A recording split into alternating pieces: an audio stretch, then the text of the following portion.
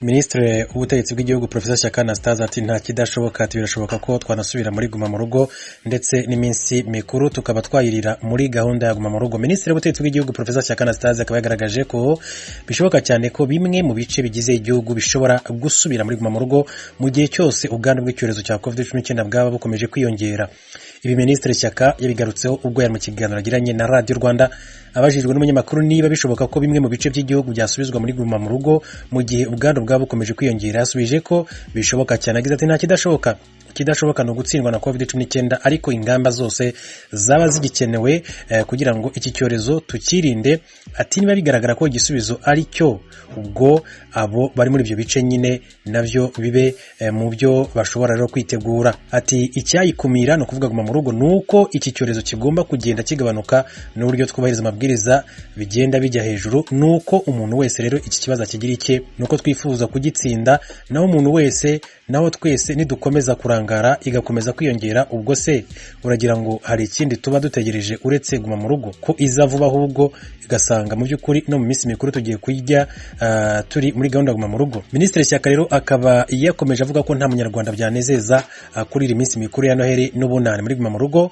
Asaba inzego z'ibanze rero gufatanya n'abaturage mu kubahiriza amabwiriza yo kwirinda COVID-19 kandi zikagerageza rero kubabera urugero. Kugeza ubu abamaze kwandura COVID-19 mu Rwanda barakomeza kugenda biyongera munsi ku wundi, ndetse kandi n'abapfa nabo barakomeza kugenda biyongera nk'uko imibare hano mu gihugu cy'u Rwanda komeza kugenda ibigaragaza. N'icyorezo cya COVID-19 cyageze mu Rwanda tariki ya 14 z'ukwezi kwa gatatu mu ntangiriro z'uyu mwaka wa 2020, cyari giturutse ku muhinde wari uvuye i Mumbai mu gihugu cy'Ubuhinde. Kuva ubwo leta y'u Rwanda yakomeje kugenda ifata ingamba zikomeye cyane, ariko kugeza magingo ngaya abantu bagera kuri 54 bamaze kwicwa n'iki cyorezo cya COVID-19 mu gihugu cy'u Rwanda nk'uko bitangazwa n'inzego zishinzwe ubuzima mu Rwanda.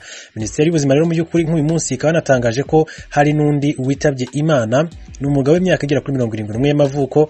Mu by'ukuri akaba rero yujuje umubare wa 54 abantu bamaze kwicwa n'icyorezo cya COVID-19 mu gihugu cy'u Rwanda, mu gihe abantu bagera kuri 79 bamaze kwandura iki cyorezo, bigatuma rero muri rusange abantu bagera ku 628 ari bamaze kurwara iki cyorezo hano mu gihugu cy'u Rwanda nk'uko imibare ibigaragaza. Ni 628 byongera 79, bipimo bimaze gufatwa ni 661, 637 byongeye 3642 byafashwe ku munsi w'ejo. Abantu bamaze gukira ni 5826 wiyongeyeho 37 bakize ku munsi w'ejo. Abamaze gupfa ni 54 bongeyeho undi muntu umwe baka 50 mu by'ukuri na 5.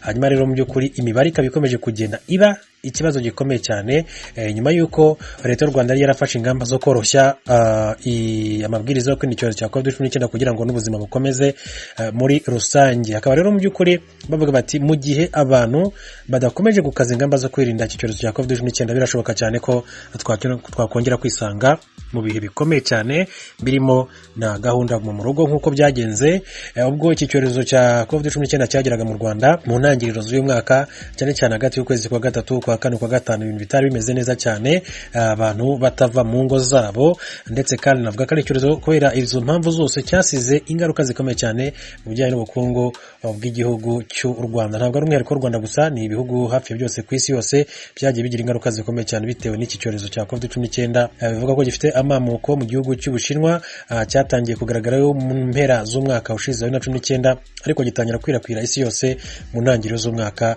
wa 2020. Ngibyo rero ibikomeza gutangazwa mu Rwanda, bwoba ni bwinshi cyane ku baturage bavuga bati nyamureka abantu batarimo baririnda neza icyorezo cya COVID-19 bashobora kudusubiza mu bihe bibi. Ikaba rero n'ubundi ubutumwa itanga ari ubwo gukomeza kwirinda, kwambara agapfukamunwa neza, guhana intera hagati y'abantu, ndetse kandi no gukaraba intoki n'amazi meza n'isabune mu by'ukuri mu rwego gukomeza kwirinda ndetse no kubahiriza amabwiriza ashyirwaho n'inzego z'ubuzima kugira ngo abantu be gukomeza kwandura ndetse no gupfa ku bwinshi nk'uko imibare ikomeza kugenda ibigaragaza.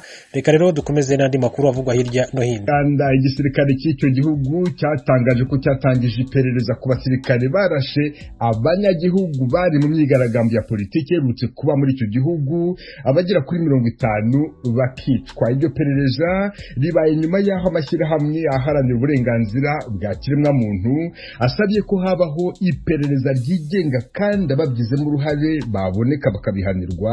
I Kampala, inkuru irambuye yateguwe na Ignatius Bahiji. Ukurikije raporo y'igipolisi, abantu 54 nibo bapfuye barashwe mu myigaragambyo yamaze gatatu mu mujyi wa Kampala n'indi mijyi mu gihugu yakurikiye ifatwa ry'umunyapolitike Robert Kyagulanyi uzwi cyane nka Bobi Wine. Uwo munyapolitike akimara gufatwa mu kwezi gushize, imyigaragambyo yahise yaduka mu bice bitandukanye by'igihugu cyane cyane mu mujyi wa Kampala. Igisirikare n'igipolisi byahise binyanyagira muri iyo mijyi yose yaberagamo imyigaragambyo kugira ngo bihagarike, ariko abarengera uburenganzira bwa kiremwamuntu banenze izo nzego z'umutekano bavuga ko zakoresheje ingufu zirenze mu kwihagarika, byaviriyemo gutakaza ubuzima bw'inzirakarengane.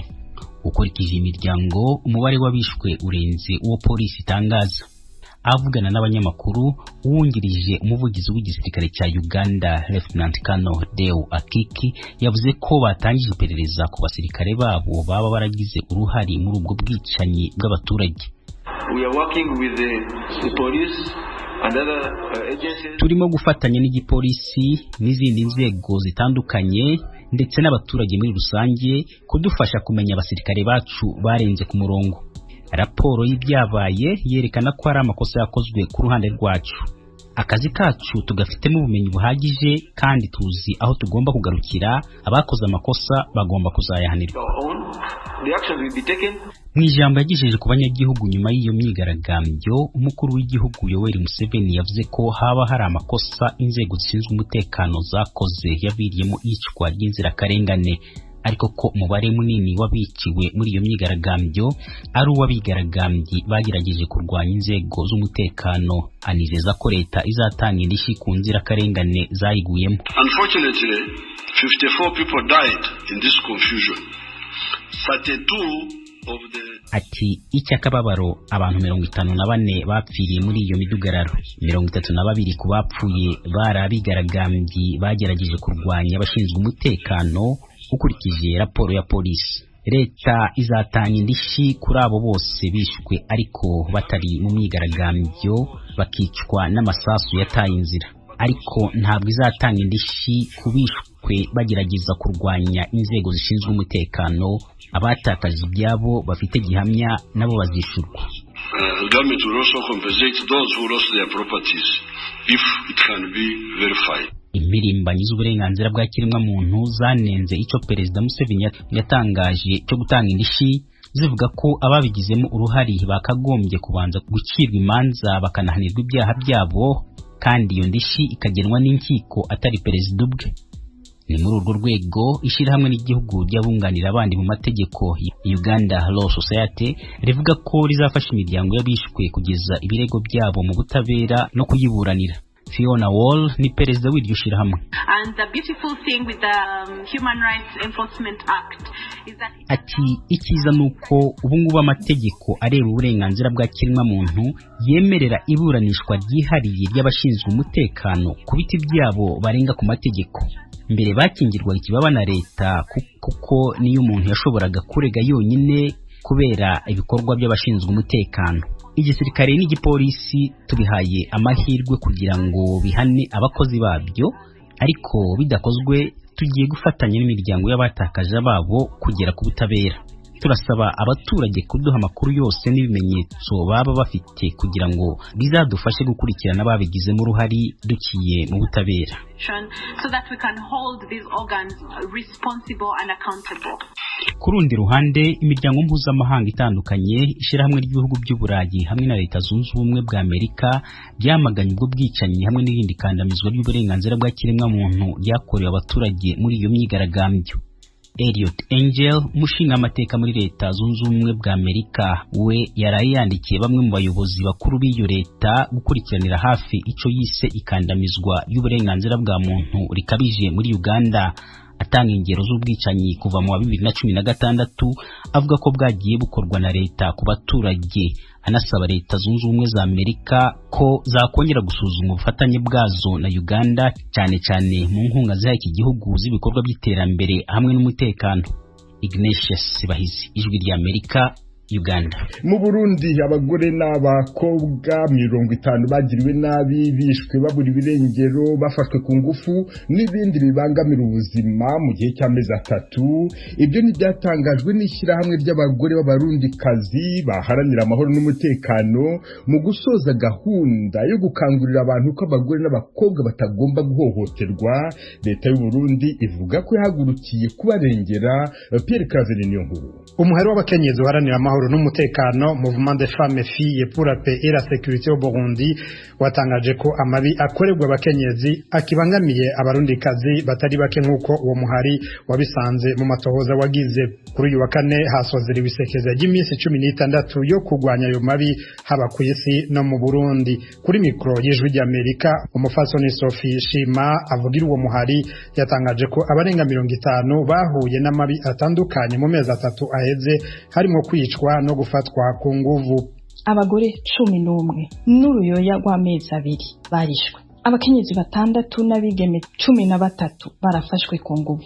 Abagore 5 bafashwe ku nguvu, abigeme 2 bafashwe ku nguvu baca bagandagura. Abagore 5 barahohotewe mu ngo zabo. Umugore umwe yarahohotewe n'imbonerakure. Abagore 6 barahagariswe biciye kubiri n'amategeko. None ayo mabi yakorewe hehe? 11 ikarusi, 5 mu Kayanza, 5 i Bubanza, 4 Ingozi, 3 mu Ibujumbura, mu Rutana, Muramvya, Imuyinga, Imwaro no mu Cibitoke. Hariho n'abandi batamenyekana kenshi kubera ukudahana. Baratekewe n'ubwoba batinya yuko mu miryango yabo babaca.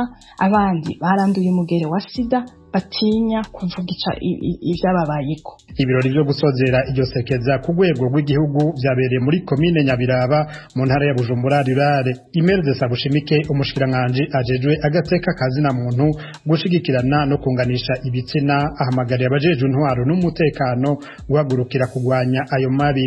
Kubera ko amabi akorerwa abakenyezi n'abigeme akorerwa ahanini mu ngo, ikibano n'abajejwe intwaro bategerezwa gukora ibishoboka byose kugira ngo bazitire bataronerwa. Mugendere rero ingo zirimo umubano muke na cyane ubamenyeshe ko umuti w'ingorane hagati y'abubakanye utari mu gushyira mu migere ariko uri mu kwitura ubutungane. Mu gihe hari umukenyezi yashyikiwe n'amabi afatiye ku gitsina, ikibano n'abajejwe intwaro mutegerezwa gufata iya mbere mu kumutabara no kumutabariza. Ikibano n'abajejwe intwaro bategerezwa kandi gufasha mu gushengeza uwakoze amabi, mu kurangira we yashyikiye aho yitura no mu gushengeza uwayakoze. Nabo kandi bategerezwa gufasha ubutungane mu kumenya ingene ibintu byagenze ngo babone gukubita intare mu gahanga uwayakoze. Ico bikoze umuhari w'abakenyezi ugwiriyemo abahunze abandi bakaba bakiri mu gihugu ubona ko hakiri gukingiranira ikibaba bigatuma abakora ayo mabi badahanwa. Nta matohoza akwiye akorerwa ngo agire ico ashikako.